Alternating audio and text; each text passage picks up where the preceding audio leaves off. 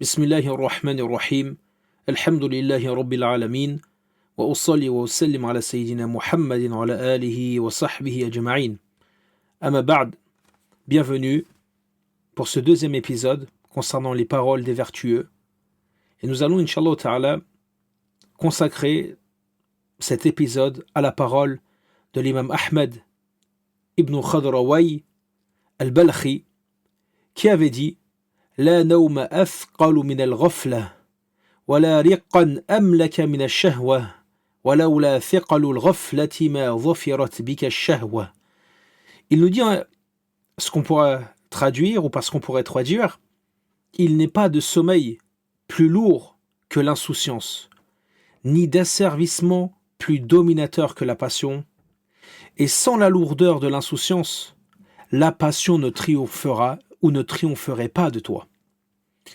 L'imam Ahmed ibn Khadraway, qui se nomme également Abu Hamid al-Balkhi, était un des grands maîtres du Khurasan, cette région qui aujourd'hui borde, on va dire, l'Iran, l'Afghanistan, l'Ouzbékistan, des parties en tout cas, et cette région-là on l'appelait Khurasan.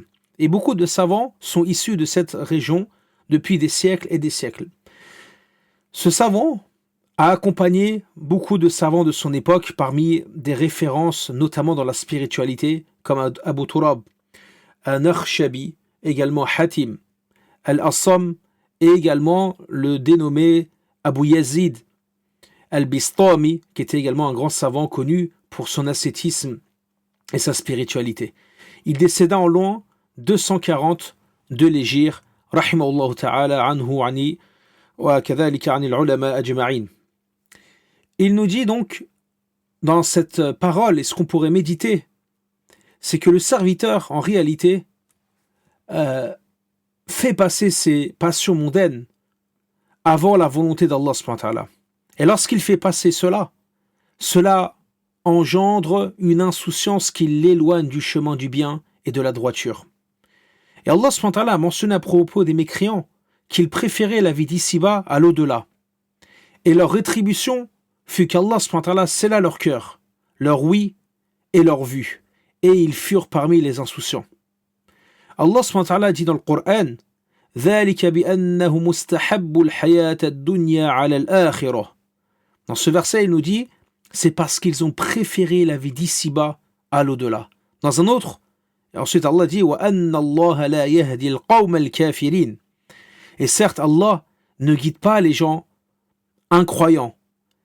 Il dit également dans un autre verset أولئك الذين طبع الله على قلوبهم وسمعهم وأبصارهم وأولئك هم الغافلون. Allah nous dit ceux-là sont ceux dont Allah subhanahu wa ta'ala a scellé leur cœur, l'ouïe et la vue, et ceux-là sont les insouciants. L'insouciance et la passion se servent mutuellement. Ils s'exploitent mutuellement et prennent de la force l'un vis-à-vis de l'autre. Sans l'insouciance et l'éloignement d'Allah subhanahu wa ta'ala, aucune passion ne triompherait du serviteur musulman, au point de le détourner de son objectif et de la voie de son messager sallallahu alayhi wa sallam. Il en est ainsi, lorsque l'insouciance s'empare des cœurs et des esprits, elle recouvre le cœur d'une épaisse rouille et empêche les intelligences de réfléchir aux conséquences et aux fins funestes. C'est ainsi que les péchés se produisent, sans prise de conscience, telle une personne plongée dans les ténèbres de la nuit, ne pouvant s'orienter sans lumière. Le serviteur alors ose désobéir à Allah subhanahu wa ta'ala par toute forme de péché que conduisent les passions, sous toutes leurs formes. La passion charnelle, la passion du ventre, de la parole, du regard, l'amour de l'argent, la prise injuste des biens d'autrui, et d'autres passions encore. Alors, il devient captif et faible devant elle. Aucune volonté ne le pousse vers les nobles aspirations. Aucune détermination ne l'éloigne des passions.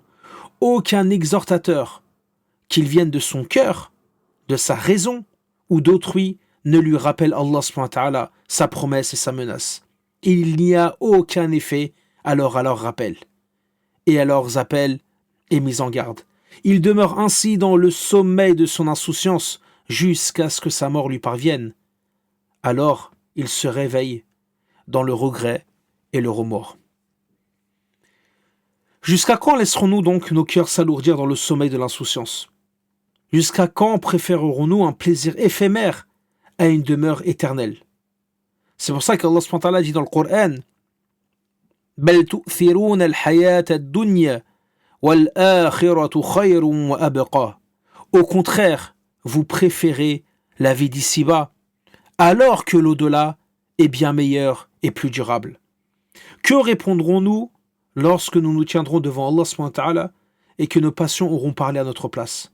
Et si la mort venait cette nuit, serions-nous donc prêts à rencontrer notre Seigneur et à pouvoir justifier de nos actions auprès de lui subhanahu wa ta'ala? Allahumma ayqidh qulubana qabla an tuqidha abdanana al-maut. Ô Seigneur, réveille nos cœurs avant que nos corps ne soient réveillés par la mort. Wa tahhirna min al-ghafla wa asimna min ash-shahawat. Purifie-nous, ya Allah, de l'insouciance, protège-nous des passions. Waj'al akhira kalamina shahadatan khalisatan lak. Et fais que notre ultime parole soit un témoignage sincère pour toi, ô Seigneur. Barakallahu fikum pour votre écoute. Et on vous donne rendez-vous pour un prochain épisode. Wa sallallahu ala sayyidina Muhammadin wa ala alihi wa sahbihi ajma'in. Wa akhiru da'wana anil hamdulillahi rabbil alamin.